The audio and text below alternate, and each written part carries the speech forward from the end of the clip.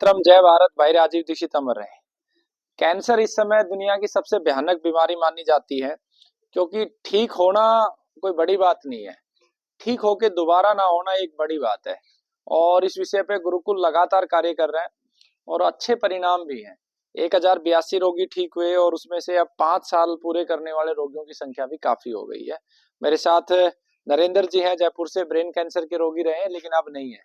पिछले 3-4 वर्ष हो गए नरेंद्र जी, और ये पूर्ण रूप से ठीक हो चुके हैं। इनकी कहानी इनसे भी सुनेंगे।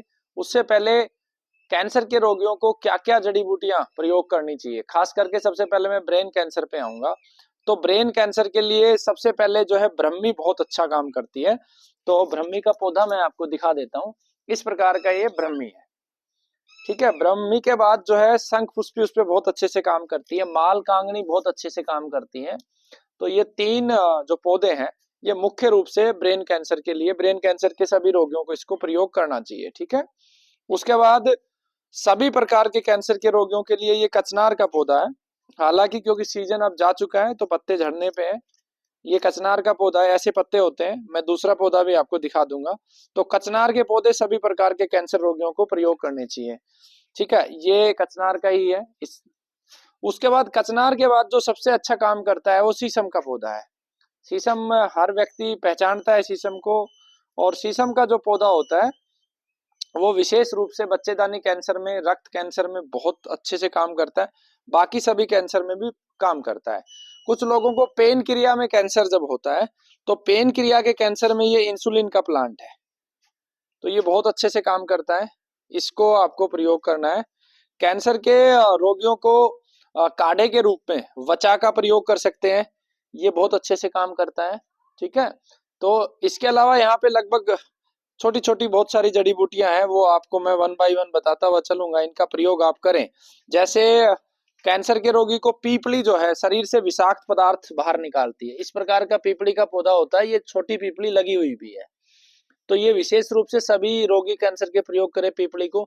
जिन लोगों को पेट में पानी बन जाता है, फेफड़े में पानी बन जाता है, वो पीपली को एक दूध के अंदर 1 गिलास गाय का दूध लेके उसमें डाल के प्रयोग करेंगे तो बहुत अच्छे से काम करेंगी।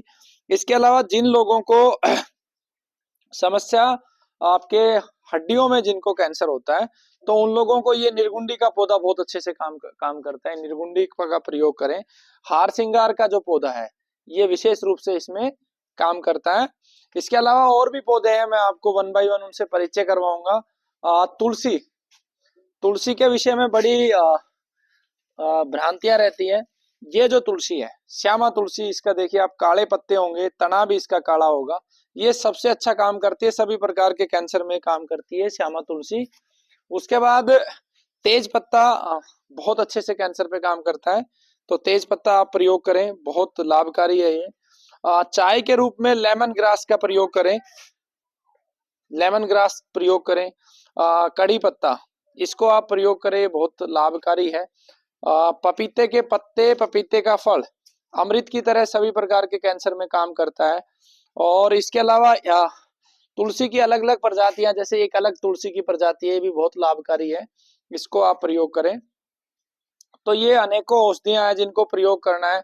जिन माताओं बहनों को यूट्रस में कैंसर होता है, उनके लिए ये बांस जो होता है, इसके पत्ते बहुत लाभकारी होते हैं, ब्लीडिंग को भी रोक देते हैं। इलायची बहुत अच्छे से काम करता है उसमें।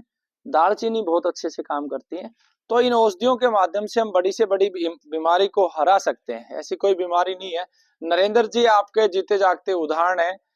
ब्रेन में इनको कैंसर था, कैसे कैसे हुआ, ये सारी चीजें आपको बताएंगे। और अभी जो सबसे महत्वपूर्ण है नरेंद्र जी आपके लिए, ये कैंसर दोबारा ना हो, ये मेरे लिए भी चैलेंज है। तो हर 3 माह में आप आए, प्रशिक्षण लें, और जो औषधियों के पत्ते हैं उनको निरंतर सेवन करते रहें।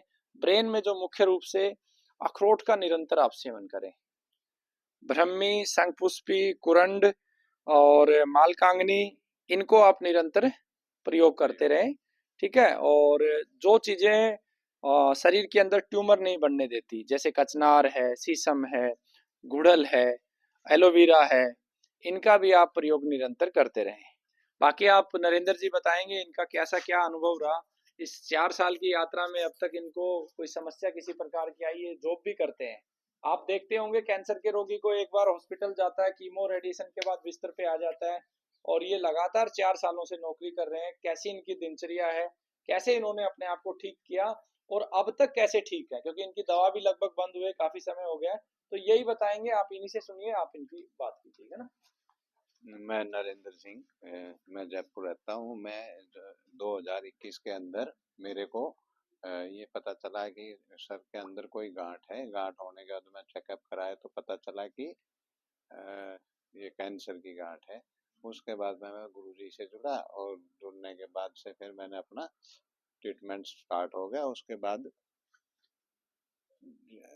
यहाँ से अपना ये आयुर्वेदिक दवाइयाँ स्टार्ट हो गई। उसके बाद से आज मैं बिल्कुल स्वस्थ हूँ।